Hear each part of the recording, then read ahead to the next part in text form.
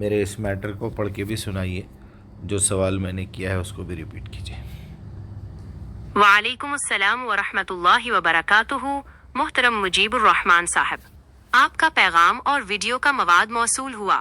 آپ کا یہ موقف کہ دولت، اولاد اور شفا جیسے معاملات انسانی آزمائش کا حصہ ہیں اور ان کے حصول کے لیے اللہ کے عطا کردہ ذرائع، محنت، علاج اور عمل کو اپنانا ضروری ہے، قرآن کی روشنی میں ایک فکر انگیز پہلو ہے۔ آپ کے بیان کردہ نکات اور قرآنی دلائل کا خلاصہ درج ذیل ہے۔ 3 چیزیں جنہیں آزمائش قرار دے کر صحیح کوشش پر زور دیا گیا ہے۔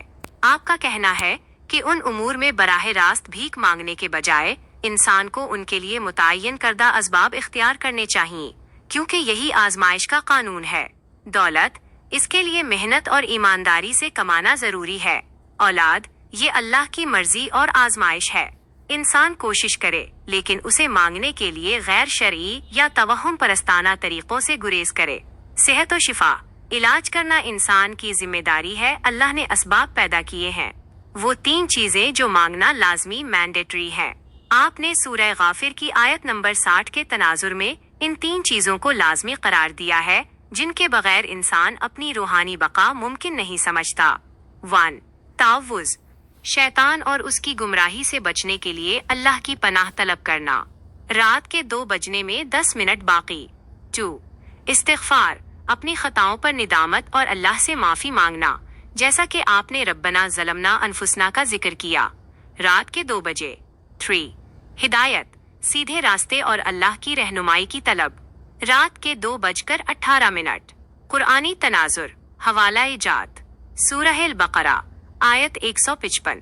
اللہ نے انسانوں کو جان، مال اور ثمرات میں کمی اور خوف و بھوک کے ذریعے آزمائش میں ڈالنے کا ذکر کیا ہے۔ سورہ الملک، یہ زندگی اور موت کی تخلیق کا مقصد انسانوں کو آزمانا ہے کہ ان میں سے کون بہتر عمل کرنے والا ہے۔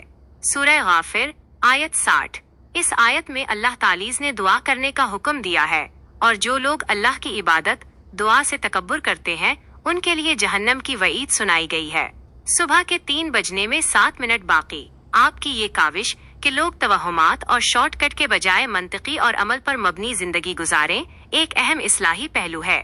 اس موضوع پر مزید تحقیق یا مواد کے لیے آپ کے چینل کڑوا سچ 377 پر یہ ویڈیو ملاحظہ کی جا سکتی ہے۔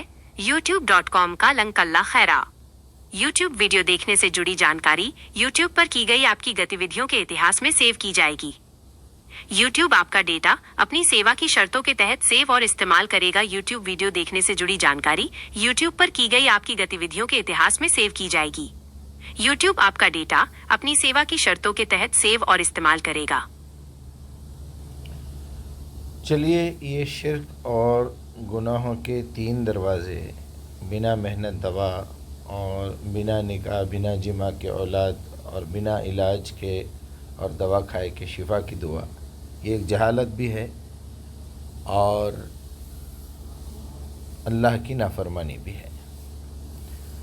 آپ کی دعاؤں کا بدلہ دینا یا نہیں دینا، شفا دینا یا نہیں دینا، دعا کو قبول کرنا نہیں کرنا، یہ اللہ کی مرضی ہے، یہ میں نے لکھ دیا ہے۔ اللہ کی پناہ کی دعا، جیسے اعوذ باللہ من الشیطان الرجیم بسم اللہ الرحمن الرحیم، اللہ سے استغفار کی دعا، ربنا ظلمنا انفسنا وان لم تغفر لنا، سورہ اعراف کی جو ہے 23۔ اللہ سے ہدایت کی طلب تو سورہ فاتحہ ہے، اہدنا الصراط المستقیم، ایاک نعبد و ایاک نستعین، صرف اور صرف اللہ سے ہی مانگنا چاہیے اور ضرور مانگنا چاہیے، ورنہ یہ تکبر ہے اللہ کی عبادت سے۔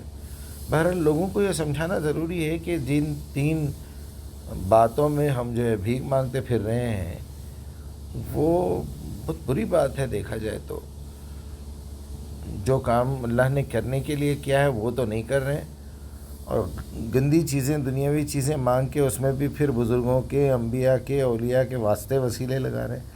اگر کسی بڑی شخصیت کا واسطہ وسیلہ لگانا بھی ہے تو اللہ تعالیٰ سے وہ 3 چیزیں مانگو نا بھائی، جو یہ میں لکھا ہوں، اللہ کی پناہ کی دعا، اللہ سے استغفار، بولو یا اللہ مجھے شیطان کے وسوسوں سے بچا، جیسا تو نے محمد رسول اللہ کو بچایا، جیسا بڑے شیخ عبد القادر جیلانی رحمۃ اللہ علیہ کو بچایا، بڑے بڑے بزرگان دین کا نام لے کے، صحابہ کا نام لے کے، اہل بیت کا نام لے کے حوالہ دیجئے اللہ کو، جیسا انعام یافتہ لوگوں کو تو نے گناہوں سے بچایا، جھوٹ بولنے سے بچایا، شیطان کے وسوسوں سے بچایا، مجھے بھی ہمت دے کہ میں بچوں، ادھر کی سائڈ تو سنبھال لے، اس کو مت آنے دے۔ پھر ادھر سے اگر جواب آ جائے قرآن سے کہ بھائی میں تم کو ڈالا ہی یہ چیز کے لیے، مصیبت میں، پریشانی میں، بھوک میں، تکلیف میں، تاکہ تمہاری آزمائش کروں۔ اگر میں تم کو ایگزام ہال میں اگر سپورٹ کروں گا، میں تمہیں دولت دے دوں گا، یا پھر میں تمہیں اولاد دے دوں گا، پھر میں تمہیں یعنی بیماری کی شفا دے دوں گا، تو پھر آزماؤں کس میں؟ اور کون سا امتحان ہے تمہارے لیے؟ صبر کا امتحان، شکر کا امتحان، عقل کا امتحان۔ جب میں مصیبت میں ڈالوں گا تبھی تو تمہارا امتحان ہوگا، امتحان ہوگا تو نتیجہ اچھا نکلے گا، نتیجہ اچھا نکلے گا تو جنت میں جاؤ گے۔ یعنی ابراہیم علیہ السلام کو حکم دیا گیا اپنے بیٹے کا گلا کاٹ دو، یہ کوئی کم امتحان ہے؟ یہاں تو اولاد کی بھیک مانگی جا رہی ہے۔ وہاں رسول اللہ کے ہاتھوں میں 3 بچوں کا انتقال ہو گیا، چھوٹے چھوٹے بچے، 6 مہینے، 8 مہینے، 18 مہینے، جو بھی ہے بہرحال تاریخ میں۔ تو کوئی معمولی بات تو نہیں تھی نا، کہہ سکتے تھے کہ میرے بچے کی جان بچا لو۔ اور جو ہے ایوب علیہ السلام کا واقعہ موجود ہے کہ ان کی بیماری کا یہ عالم تھا کہ انہوں نے کہا کہ فیضا مرضت ہو یشفی، بھائی بیماری مجھے آتی ہے لیکن شفا دینے والا تو اللہ ہے، انہیں دے گا برابر، اس کو معلوم ہے اس کا کام کب ہے، کیا ہے، اس کے وقت پہ مجھے بولنے کی کیا ضرورت ہے۔ جیسے ہم عام طور پہ یہ کہتے ہیں کہ بھائی ایک بیوی کہتی ہے کہ بھائی گھر میں پکا کے بچوں کو کھلانا، آپ کی خدمت کرنا یہ میرا فریضہ ہے، لیکن سودا لا کے دینا، اس کے اوپر پیسے خرچ کرنا یہ آپ کی ذمہ داری ہے۔ میں آپ کو بار بار یاد دلانے کی کیا ضرورت ہے؟ بار بار اسے کہا جاتا ہے جو عقل نہیں رکھتا، سمجھ نہیں رکھتا، ذمہ داری کا احساس نہیں رکھتا، لاپرواہ قسم کا شوہر ہے، تو اس کو بار بار یاد دلانا پڑتا، بار بار بولنا پڑتا بچے کی فیس بھرنا ہے، بار بار بولنا پڑتا ہے جو ہے کرایہ دینا ہے، لائٹ کا بل بھرنا، یعنی لائٹ کٹے تک انتظار کرتے رہیں گے۔ تو اللہ کو بولنا تو عیب کی بات ہے یہ سب چیزیں۔ اور ہمارے بڑے ہمارے کو بھیک مانگنا ہی سکھائے، ہمیشہ بھیک منگے بنا دیے، رونا نہیں آیا تو رونے کی صورت بناؤ، یہ بھی بتاتے، پھر حوالے بھی دیتے تھے، فلاں صحابی نے اللہ کے رسول سے پوچھا تو آپ نے یہ بولا، پھر قرآن کے حوالے بھی دیتے۔ بھائی اگر انبیاء نے اولاد مانگی ہے، بیماری کی دعا مانگی ہے یا دولت مانگی ہے، تو ان کے پیغام کو دنیا تک پہنچانے کے لیے اگر اسٹور سے سامان لیے تو لیے ہوں گے آن ڈیوٹی، اور پھر کس مقصد کے لیے لے رہے ہیں؟ یہاں تو عیاشی کے لیے مانگ رہے ہیں آپ، دنیا کو دکھانے کے لیے مانگ رہے ہیں اولاد، شرمندگی سے بچنے کے لیے اولاد مانگ رہے ہیں آپ، دولت عیاشی کے لیے، دکھاوے کے لیے، ریاکاری کے لیے لے رہے ہیں آپ، صحت اس لیے مانگ رہے ہیں تاکہ ہیرو بن کے پھر سکیں، بیمار پڑے رہتے، گندے دکھتے، بلکہ قرآن کی دعوت دینے کے لیے یہ سب چیزیں نہیں مانگ رہے۔ اگر دعوت کے لیے مانگ رہے ہیں تو آپ آن ڈیوٹی ہے، آن ڈیوٹی جیسا جا کے آپ آفس کا کام کرنے کے لیے کیشیئر سے کیش لیتے، کمپنی کے ہاسپٹل میں جا کے علاج کرا لیتے، میں ڈیوٹی نہیں کر سک رہا ہوں ٹھیک سے، بلکہ گاڑی خراب ہو گئی تو گاڑی خراب ہوئی تو بنا لیتے، اور پھر انبیاء یہ دعا کرتے کہ بھائی میرے بعد یہ کام کو چلانے کے لیے اولاد وہ دے۔ بیٹا نالائق ہے اور فیکٹری کے مالک کو آپ جا کے بول رہے میرے بیٹے کو میری نوکری دے ڈالو، میں ریٹائر ہونے کے بعد میں، بالکل ایسی مثال ہے وہ۔